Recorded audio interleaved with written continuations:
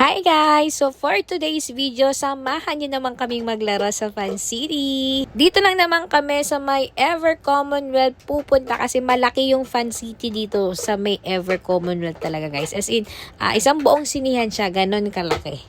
At ayan na nga, nag-jeep lang naman kami papunta kasi nga malapit lang naman to. At meron naman kaming sakayan dito na Ever Ikot nga. So hindi na kami mag-overpass at maglalakad.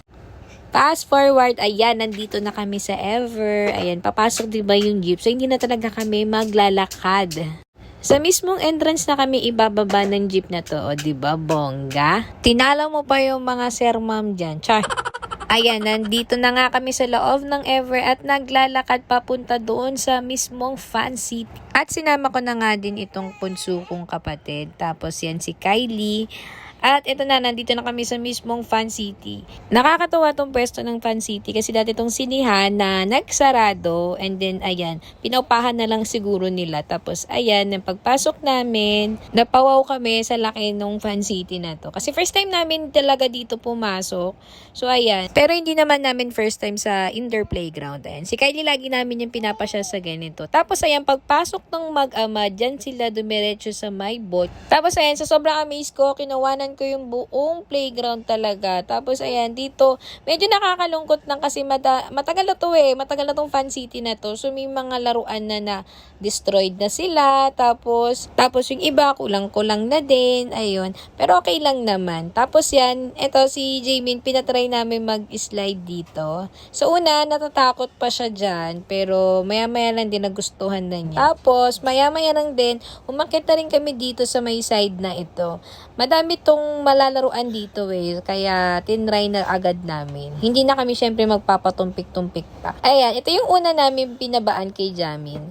Okay naman siya, parang mini grocery siya, parang ganun. Tapos may cart yan dyan na hinahatak.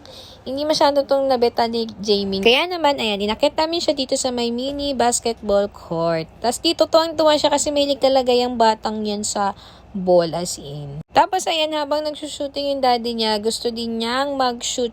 Kaya ayan, pinagbigyan siya ng daddy niya. Tapos binuhat-buhat siya dyan para lang makapag-shoot. Pagkatapos sila maglaro dun sa mga bola, ayan, umakit naman kami dito sa may sand. Ang ganda ng sand dito, hindi siya yung kinetic. Kasi lalagkitan ako dun sa kinetic sand Tapos ito, totoong sand talaga siya. Alam niyo ba, pagbaba namin sa kanya dyan, tumang-tuwa siya na medyo parang kinikilig-kilig pa. Kasi itong batang mahilig din siya sa mga cars. O, diba, lalaki talaga yung anak ko. Tapos ayan, medyo nandidiri lang siya ng very, very light dun sa sand. Kasi yung texture niyan, tapos lumulubog siya dun sa sand habang nakatayo at naglalakad siya. Alam niyo ba, sa sobrang tuwa niya dyan, kahit iwanan siya dyan, wala siyang pakialam sa amin. Deadma talaga ang lolo mo dyan. At syempre, hindi natin sasayangin ng oras, iikutin natin lahat yan. Ayan, dito naman kami. May slide dito na pang age talaga ni Jamie. Pero hindi niya masyadong nabetan dito, kaya umalis din kami kaagad dito. At ito namang magtitang to, nanggaling na sila sa kabilang side nitong playground. So, lumipat naman sila dito para i-check kung anong meron dito. Pero, nagpatugtog na dyan si ate Kylie ng Just Dance. Nagsayaw-sayaw na siya dyan kanina. Pagkatapos naman nun, inaya ko na rin sila ulit dito sa kabilang side. O, bahala sila dyan, kahit nakapunta na sila dito. Tapos, ayan, natry naman na nila dito kanina. Pero, ayan, pinakit ko ulit sa ate Kylie. Kasi nga sabi ko, bibidyohan ko tong pag-slide niya dito. Para remembrance ko din yan sa kanya. Ayan. So, ayan, umakit siya. Nahirapan umakit ang batang to. Kala mo kabigatan. Hindi naman. So, ayan. Tapos, lumipat na ako sa kabilang side para tignan nga yung pag-slide niya. O, diba? So, ayan. Pababa na siya dito. O, diba? Ang bilis. After naman yan, ito namang si Daddy at saka si Jamin ang sumunod. Tapos, ayan, si Jamin nakakatuwa to kasi gustong-gusto din niya mag-slide. Tapos, sumahabol siya sa tatay niya talaga, paakyat dyan. At ayan na nga, nag-slide na sila dito. Alam niyo ba, pagbaba ni Jamin dyan sa slide na yan, tuwang-tuwa pa siya. Talagang yung ngiti niya abot tenga. Nag-slide din ako doon kanina pero hindi ka na-upload. Please lang, wag nyo nang tignan. Tapos, nila naman namin si Jamin dito sa baba. Nakakatawa to. Pakinggan nyo yung sasabihin niya dito sa mga dinosaurs. Paano yung roar? Dali, patingin.